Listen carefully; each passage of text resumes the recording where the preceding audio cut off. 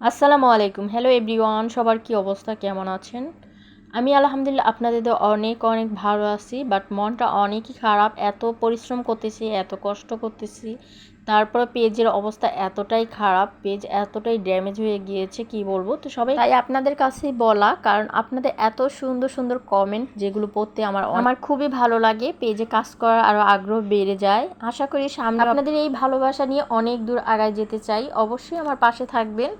So এই তো সকালে নাস্তা বানাচ্ছি। আজকে রুটি বানাতে একদমই ভালো লাগতেছে না, তাই হচ্ছে চাপটি পিঠা বানালাম, আর এদিকে হচ্ছে দুধ চা বানিয়ে নিচ্ছি। চা যেহেতু খেতেই হবে, এই জন্য একটু শর্টকাট করে অল্প একটু চা বানিয়ে নিলাম।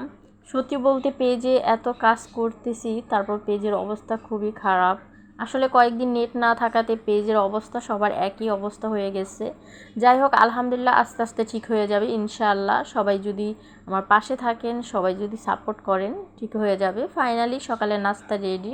সকালে নাস্তা করে এই তো দুপুরে রান্না বসায় দিলাম। আর যে আপুরা আমাকে অনেক অনেক সুন্দর সুন্দর কমেন্ট করেন, তাদেরকে অসংখ্য ধন্যবাদ।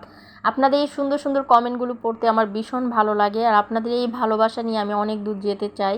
সত্যি বলতে আপনাদের কারণে কিন্তু পেজে কাজ করতে আরও বেশি আগ্রহ বেড়ে যায়, আরও বেশি ভালো লাগে। নয়তো আমি পেজটা এতদিন চালাতে পারতামই না। সো আপনাদের ভালোবাসা একমাত্র। ফাইনালি রান্নাটা বসাই দিলাম। এখানে হচ্ছে করলা ভাজি করব দুপুরের রান্নার জন্য, আর হচ্ছে চিকেন রান্না করব। তো করলা ভাজিটা হচ্ছে বসাই দিলাম, তারপর হচ্ছে চিকেনটা সুন্দর করে ফ্রাই করে নিচ্ছি, তারপর হচ্ছে চিকেনটা একদম মাখা মাখা করে ভুনা করব। আর এইভাবে চিকেন ভুনাটা করলে খেতে মোটামুটি ভালোই লাগে। ব্রয়লার মুরগি আমার একবারই খেতে ভালো লাগে না, বাট মাঝে মাঝে খেতে হয়, কারণ আমার ছেলের জন্য রান্না করতে হয়। তো আবার ওর জন্য রান্না করলে আমার জন্য কি রান্না করব, সেদিকে কিছু আম নিয়ে আসছিলাম। আমগুলো ঝুড়িতে ঢালতে একদমই মনে ছিল না, তো এখন আমগুলো ঝুড়িতে রেখে দিলাম।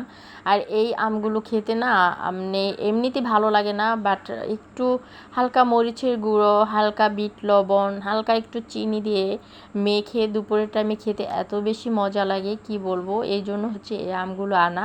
এই আমগুলো মেখে ভর্তা বানিয়ে দিলে কিন্তু আমার ছেলেও ভীষণ পছন্দ করে। ও কিন্তু পাকা আম বা কোনো রকমের কোনো ফলই খেতে চায় না, জোর জবরদস্তি করে খাওয়াতে হয়।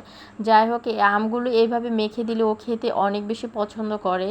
তো আমার কাছেও খুব ভালো লাগে। তো আমি প্রায় এরকম আম নিয়ে আসি, আনার পরে একটু সামান্য মরিচের গুঁড়ো, একটু বিট লবণ, একটু চিনি দিয়ে এইভাবে মেখে দুপুরে যখন প্রচুর রোদ ওঠে তখন হচ্ছে খেয়ে নিই, খুবই ভালো লাগে।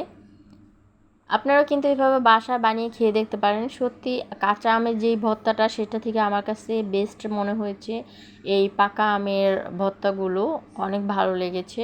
হালকা একটু চিনি দিই, তো সাথে একটু মিষ্টি মিষ্টি ঝাল, ভালোই লাগে। চিকেন রান্নাটাও ফাইনালি হয়ে গেছে। দুপুরে রান্না চিকেন, ডাল, করলা ভাজি, এই তো। তো আজকের মতো এই পর্যন্তই। সবাই ভালো থাকুন। আল্লাহ হাফিজ।